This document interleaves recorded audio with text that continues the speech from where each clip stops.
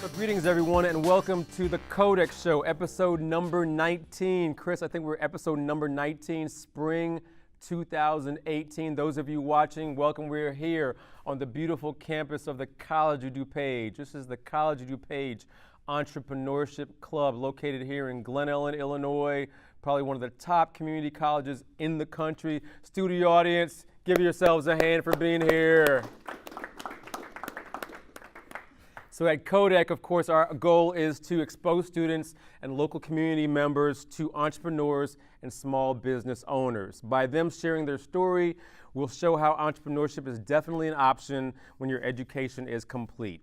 And of course, as I said, we're coming here from the beautiful campus of the College of DuPage, and we at the Entrepreneurship Club have a lot of stuff going on this semester.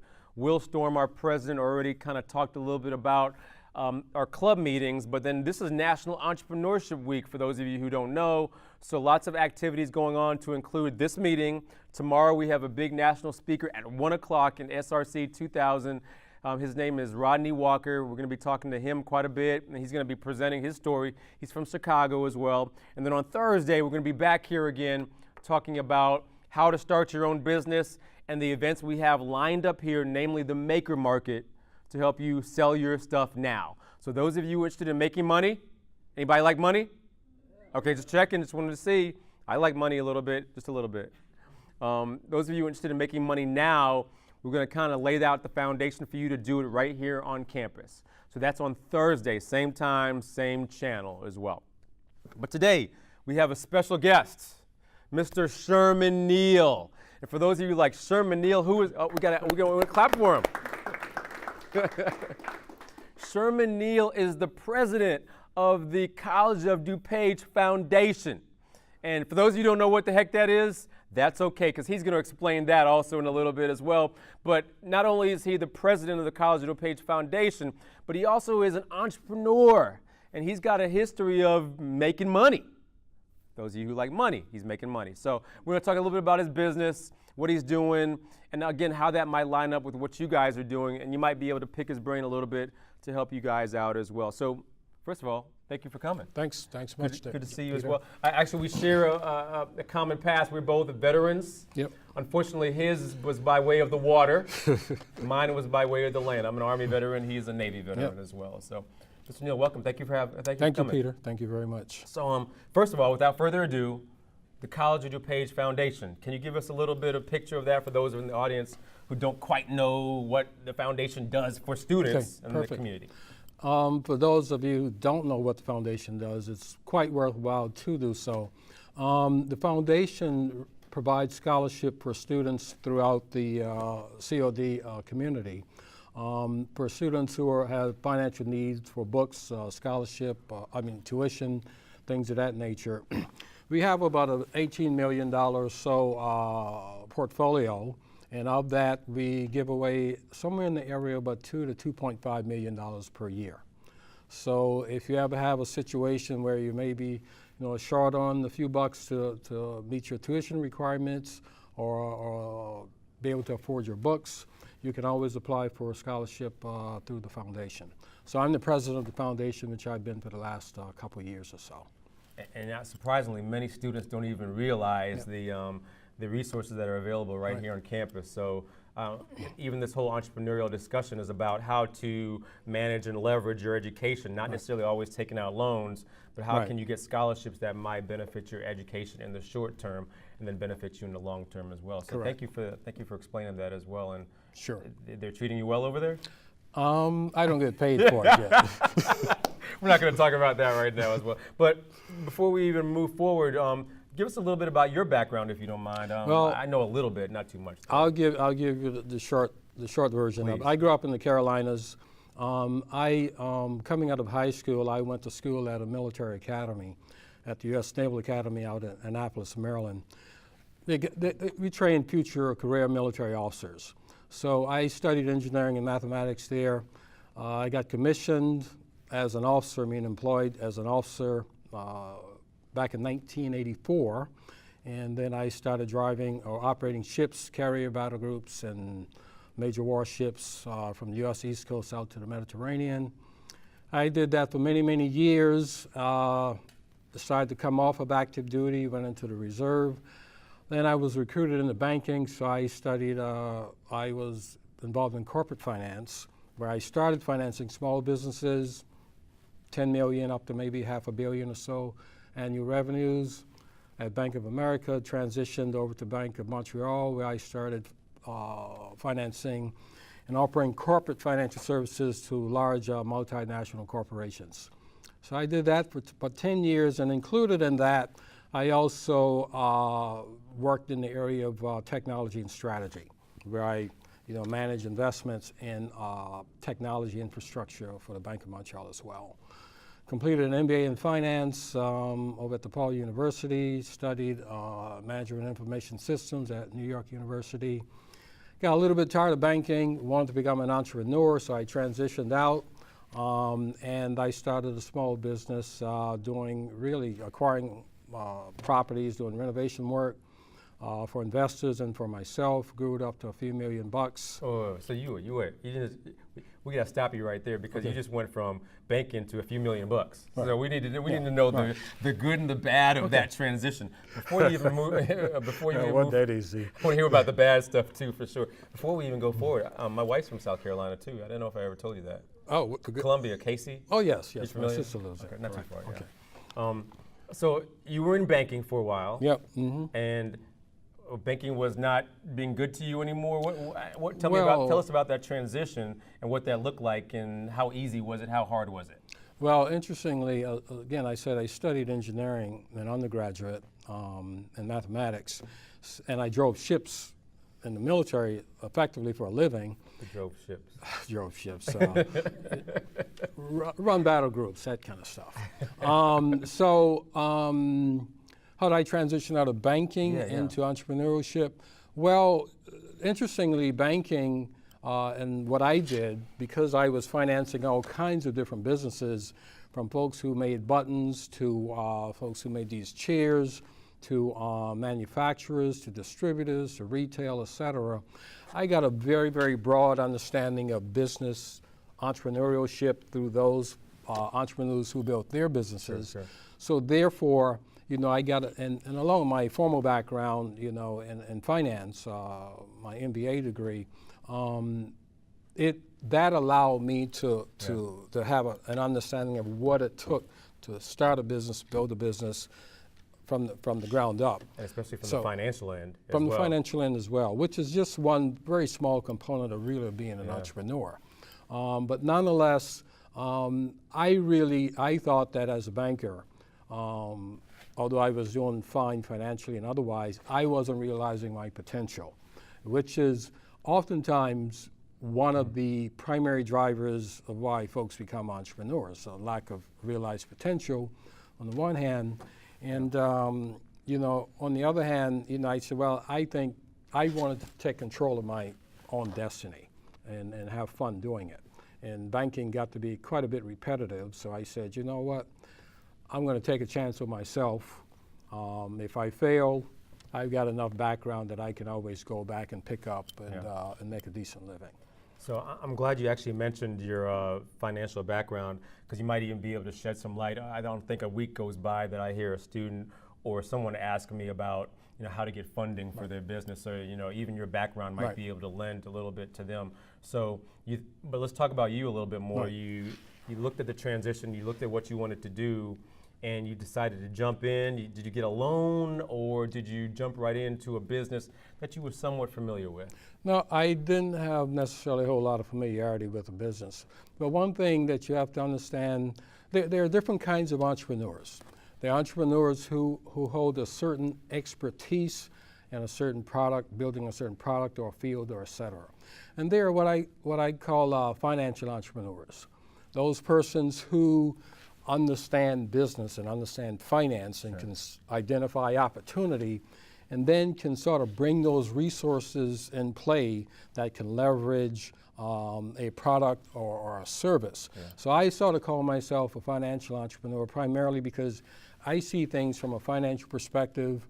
I have a broad understanding of finance, strategy, accounting, that kind of stuff, without necessarily having the expertise in it per se. So when I when I see opportunity, I see it in a more broader context than saying, I'm good, and I'll tell you about the company I own now, and that I'm good at this necessarily, I'm good at that necessarily. You have to have the opportunity to sort of identify an opportunity, look for how you can bring your own degree of expertise to it, whether that be you're an expert in chemistry or biology or whatever the case might be, and you say, hey, I'll go through that path by leveraging my expertise.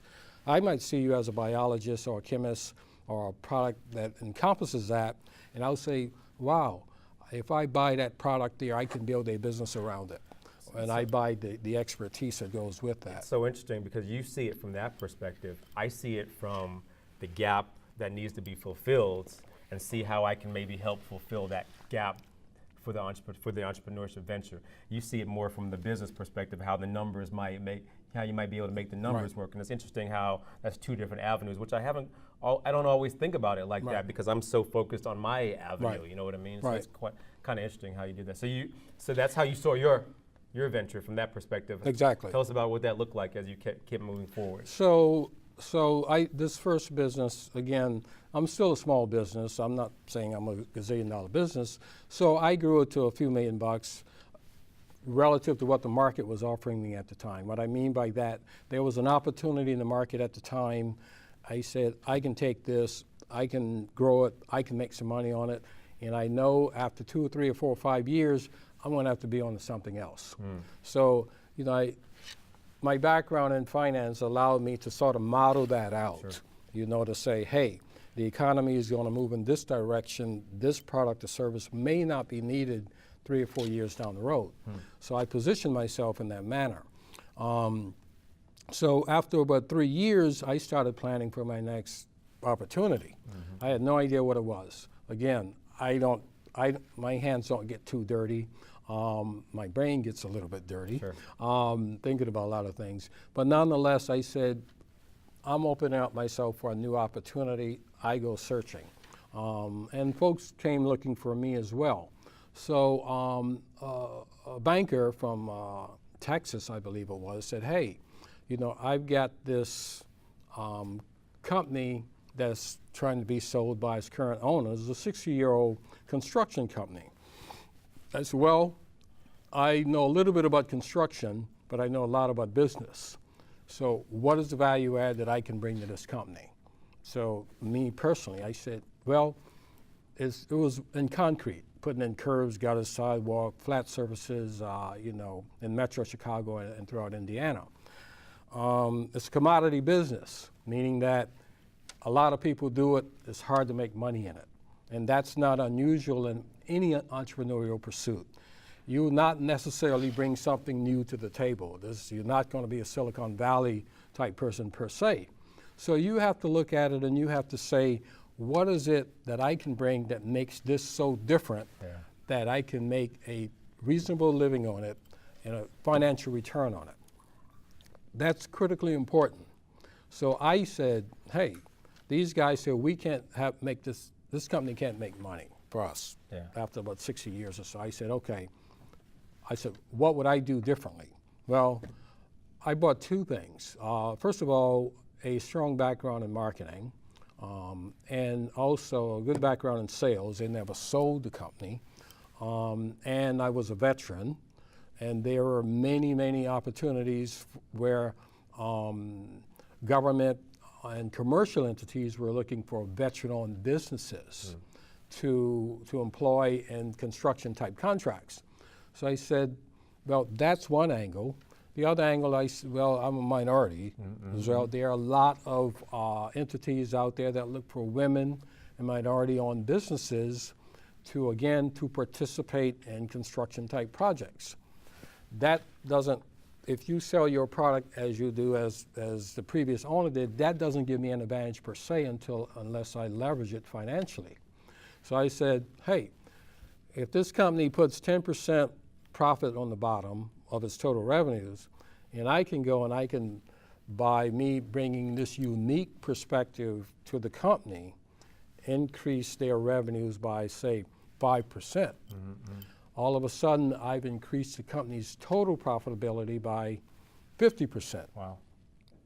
Right? Yeah. So that's money that falls straight to the bottom. Yeah. So I didn't change the product, I didn't change the service, I didn't even change the delivery. Sure. It's a commodity, very much so. But what I changed is the need for the product relative to the clients, the entities who wanted to employ me. So I like your story from the standpoint of, as entrepreneurs, we see opportunities. Yours may be more financial, mine might be more physical, service-based, but you're seeing the opportunity, the gap that you're able to come in and fill in order to make a profit. You know, I think a lot of times, whether you're working for somebody or even if you're working for yourself, it's important to identify where you're able to make something happen, make money specifically, but at the very least, you know, make something out of nothing. And a lot of businesses today are looking to hire individuals who have that vision, for lack of a better word as well. So you grabbed hold of that business. Were you able to are you able to successfully turn it around based on some of those avenues that you've just described there for us? The answer is yes. I purchased the company a couple of years ago. It's not a big company, 27 employees. We do about $6 million or so in annual revenue, right? So my background in finance allowed me to look at the profit and loss statement, the balance sheet, and say, hey, where's their waste, or where's their opportunities in addition to grow the revenue to reduce costs? So I said, well, I got these two old guys here with the previous owners. They pulling down about $300,000 a year between them. Maybe I tell them, say, hey, you know, stick with me for a year. I'll see you later. You know, I bring in a younger person, you know, who I can bring in at 60, 70, 80,000 bucks a year, union type work. That's why I pay so well. But nonetheless, I pick up couple $100,000 a year in cost savings. Increasing that margin right there a little bit more. Increasing your margins, right? So, so that's where, you know, a skill set of understanding finance and accounting a little bit helps. You know, the other component of it is, you know, I said, hey, we are in this relatively small geographic market. Sure. There's an opportunity to expand on our market, to grow our revenue, you know, outside of just Metro Chicago. Yeah. Again, you know, as an entrepreneur, you know, you always have to be thinking through these things, and there are generally 4 or 5 or 6 things that you can probably do to any company that allow you to realize value that's not necessarily there. One of the other critical aspects that most entrepreneurs don't bring to bear on their company to understand, you said, hey, I want to make money. Well, everybody does. But I would say that the true goal of an entrepreneur is not necessarily to make money per se, it's to add value to your company. What do I mean by that? You know, if I run a company and say it's a $10 million a year company, I pay myself, I need to make $100,000 a year to live. You said, that's good money, but I really want to make $300,000. Now, what are you going to do with it? Well, fine, you put it in the bank, you invest it, et cetera, et cetera. But the true value that you gain isn't the increased profits that you put on the bottom. The true value that you gain is what somebody at somewhere down the road will pay you for your company. We call that an exit strategy. So, suppose I got a company that makes $300,000 a year on the bottom, right? You wouldn't sell it for $300,000. You would normally sell it for 3 or 4 times that number. So what ends up happening is, so for every additional dollar you put on the bottom, now what happens? You have a multiplier effect. Sure.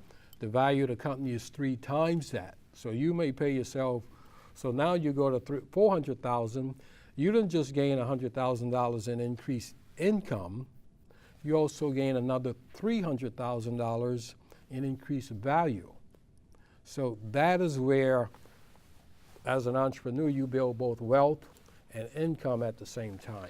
So what you're talking about is a lot of things that entrepreneurs or even business people who are looking to get into a business don't think about, don't know about. You have in the short time I'm hearing you talk, you have a skill set that is way even beyond me as far as the numbers goes. Right. You can probably look at financial statements and see some gaps that I probably can't see as well. And I think that's definitely a niche. And for those of you who are like, yeah, I can never do that, trust me, you can pay people to do that. You know, it's not a problem.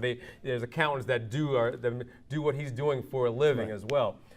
That being said, I've been hogging up the interview a little bit. Some of you who have questions, especially about his financial road, how he's able to identify gaps in his businesses, in his marketplace, feel free to raise your hand and let me know if you have questions or ask Mr. Neal questions at all. Anybody for the audience? Yes, ma'am. Please speak up. Could you increase inflation, perhaps, or even have 6 to 8 times the amount of selling price rather than 3 to 4 times the selling price?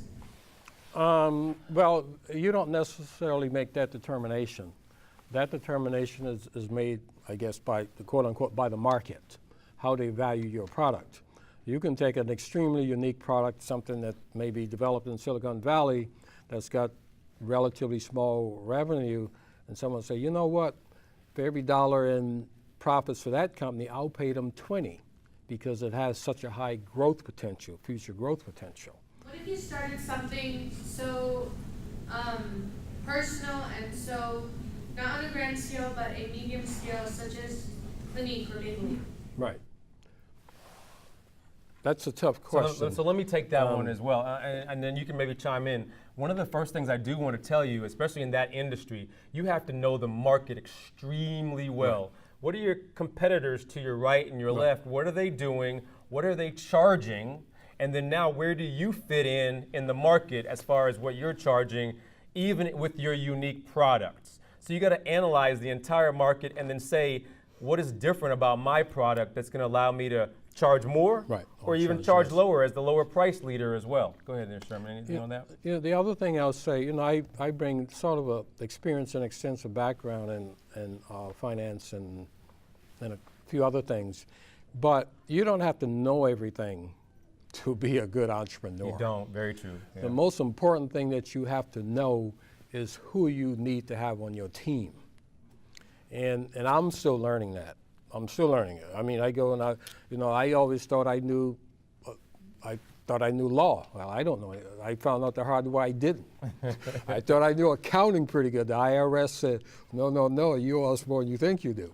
So I hired an accountant. I thought I knew marketing. I tried to build a website. It was ugly, So I get someone who do digital marketing, So find out where your expertise is, and then let that be, your lead. Then you say, what do I not know? Yeah. And you don't have to hire the most high-priced person here, there, or there. It's a division of labor. If a lawyer makes $100,000 a year, fine. You may only pay him $3,000 or $4,000 for what you need to have done. Yeah. A marketer, somebody's great in marketing. You don't need a marketer, sitting around the office every day. You may only need them for $3,000, $4,000, $5,000 worth of work a year. That is not that complex. And then you focus on what you're good at. Most entrepreneurs are salesmen. Yeah. They sell their product, they sell their service, that they bring the passion that goes with that. And if you're not selling your product or your service as an entrepreneur, then you will not be an entrepreneur that long. And the other thing is really to find something that you're passionate. I'm passionate about business.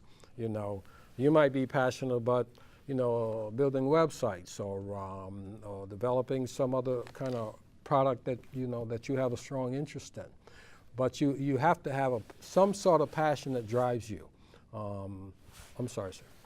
Oh, you're fine. I just had a question for the exit strategy for your business. Besides adding revenue, profit margins to it, how do you make it, an acquirable business for someone else to buy? Like, how do you make it appealing? Right. You have to professionalize your business. What I mean by that is, again, there are all kinds of different kinds of businesses. You yourself can be a business, based on you offering a service, your knowledge, etc. But in general, you professionalize your business by, for example, you know, you can go on a website that I have and you said, I see this business on this website, wow, look at all of the different things that they do. But behind that is, you know, if I came to you and I said, hey, Joe, I got a business, you want to buy it. You say, what is it? Well, I can tell you about it, but I have to put structure, I have to bring a structure with it. I said, here are my markets. I can explain my markets. Here's my customer base. I can explain that. Putting it on paper. The most important piece is your financials, you know, your financial statements. You know, there are three kinds. They're compiled, you know, they're reviewed, and they're audited. Well, the first thing that I'm going to ask for if you try to sell me your business, I'm going to say, show me your financial statements. It's the most important thing you do because that encompasses everything that drives your business. You know, your marketing helps your finance, you know, your customer service, the product itself. It shows everything that, so you have to professionalize your business is what you have to do. And, you know, again, to piggyback on what Mr. Neal is saying here is there's a lot of resources right here as COD students that you guys can use. He might be starting at a different level, but even at your level, a lot of resources here on campus that are available to you for you to use for free. Yep. A good example is we have an accounting department down there right now that is doing taxes for free for the community, COD students, but also for the community on a regular basis during tax season. I mean, businesses go there from outside the community, go there to take advantage of that. Some of our students don't even know that's going on right now. So there's just so much stuff that's going on here that where you are, for you to launch your business, you can get resources right here, especially as you're a COD student, to have a good launch pad for wherever you're trying to go with your business, for sure. So. But more so than anything, it doesn't matter what your business is. Yeah. And I'll tell anyone here, and even if you're not in business, even if you're pursuing a career, working for someone else, I always say, you know, you don't have to understand high-level corporate finance. Yeah. You don't have to have a CPA. But I'll tell you what, take 1 or 2 courses in finance and 1 or 2 in accounting. That's the language of business. Yeah. Everybody speaks that language. If you can't speak it, it's almost impossible to run a business, on the one hand. On the second hand, as you move up your career, that is critically important if you expect to manage pretty much anything. Yeah. Understand how the profit and loss statement works. And understanding them doesn't mean that you have to be an expert in them. Exactly. You just have to be able to be dangerous enough to know what someone's talking about. For the stuff that you're not dangerous on, hire it out. Yep. That's me, for sure, hands down. Hands down. Yes, sir. I'm passionate about building websites, which is just the internet, you know, online. Have you had the opportunity to work on internet businesses? No, I haven't. I haven't personally. But again, I look at it. I don't do things. I think a lot of things. You know, I'll tell you. I was out last week, Tuesday, Wednesday, Thursday, I think it was. I was out in Washington, D.C. I went through a program about a week and a half, 4 years ago, called Goldman Sachs 10,000 Small Businesses Program, sponsored by Warren Buffett, one of the richest guys in the world, and Goldman Sachs, right? And so their goal was to train 10,000 small businesses throughout the country on how to run their business, right? So they've trained so far about 7,000. So we had our first conference out in DC, 2,500 small businesses out there. And you'll be amazed. It was every kind of business possible. There were guys who were doing landscaping. There were painters. There were folks who were doing beauty products. There were folks who were doing building websites and every possible kind of business. But the common theme around all of that was, and businesses range from $100,000 a year upwards of 30, 40 million. Some were, you know, second, third generation businesses. Lots still didn't know how to run their business. you know, and so I say it's extreme. And we had a guy named Richard Branson. I don't know if you ever heard of him. Yeah. Richard Branson founded, and Tyler Perry was there too. Interesting. But Richard Branson found Virgin Airlines, right? And Virgin Airlines, Virgin Records, and magazines. And Virgin Mobile too, yes. Virgin yeah. Mobile, yeah, all of that kind of stuff. Very, very outgoing guy, Sure. extremely wealthy. He lives on an island in the Pacific out there somewhere I'll never get to. But you know, but the most interesting thing about all of them, including Warren Buffett and those, I don't know them personally, but you know, they spoke to us, and everybody started from a white sheet of paper and an idea, and that's entrepreneurship. You know, when I left banking, I said, where do I start? I started with what I like to do. You're going to be successful if, more than likely, you're going to be successful as an entrepreneur if you do something you like to do. If you choose to do something just for the money, it's just too hard and life's too short. Yeah. You know, find something that you're passionate about. I always say, know where your bottom is. How hard a hit can you take? How much time do you want to sleep in your car? You know, have your bank account go upside down, and then go after it with a passion. And then if you fail, try again, and maybe entrepreneurial may not be the right thing for you, but the key to it, and I think the broader picture is in life is, you know, don't leave anything on the table. Don't look back saying I should have, would have, could have. And I would say the younger you are, the more time you got, the more runway you got, you know, take your chance, take your risks early, and reach out to people. You know, there's so many resources and people in general who just like to help others to be successful. So those are critically important. So a couple of questions. We're going to wrap it up really quick. A couple of questions. I think you and I are cut from the same cloth. From what little we talk about, I sense that you're a workaholic like me. Yeah, so pretty much.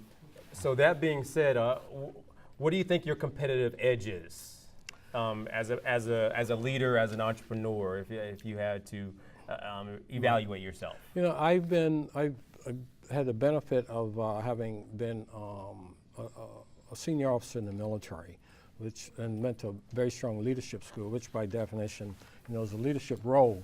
But what I find out that your technical skill sets are really not the most important things that are going to make you successful as an entrepreneur.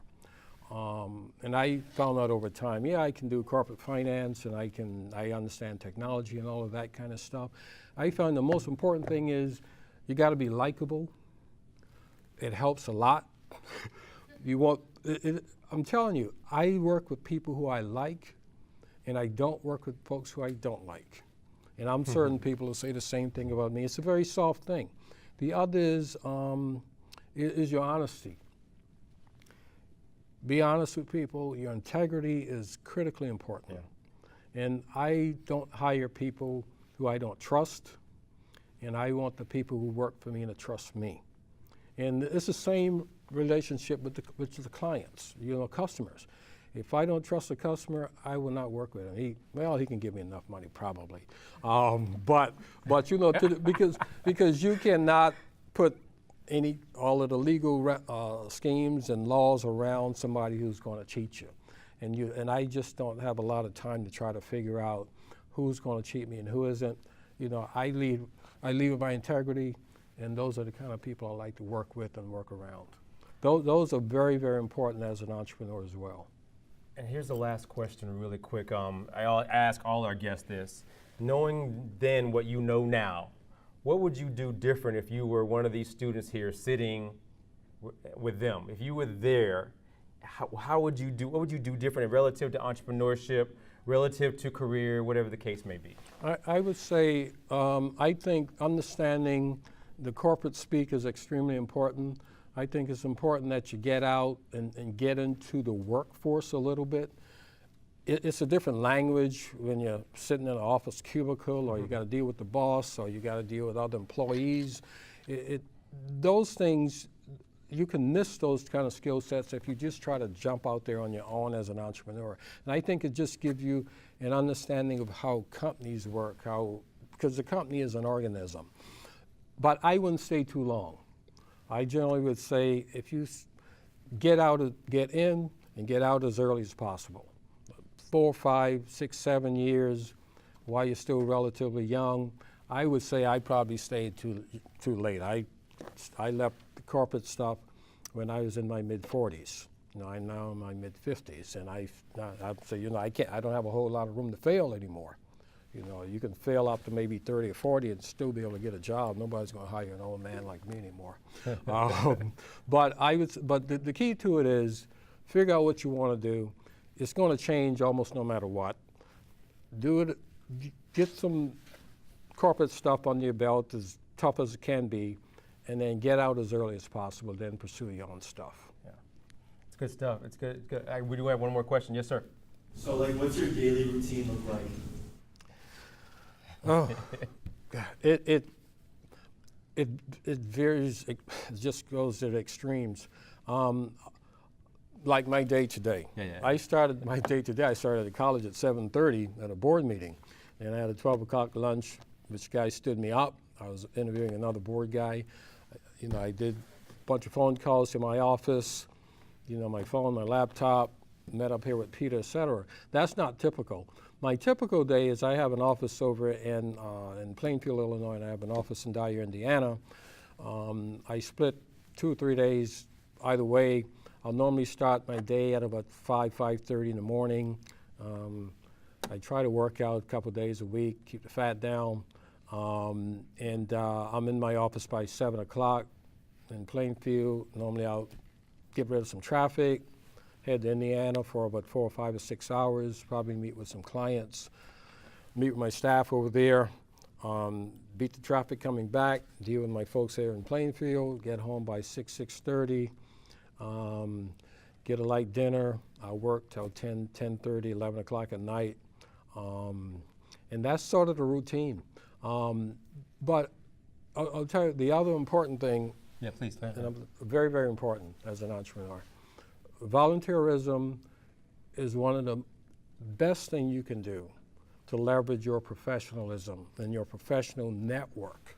Yeah. It's cheap, it's free, and you will get so much more out of it. But the other thing that you're going to get out of it, you're going to be around like-minded people. If you're in the web design, and you volunteer in some capacity where you offer your services. I volunteer on the board here, and I've expanded my network 10 times over. And it's very, very important, and it also brings you balance. If all you're going to do is spend your life chasing money, it can be a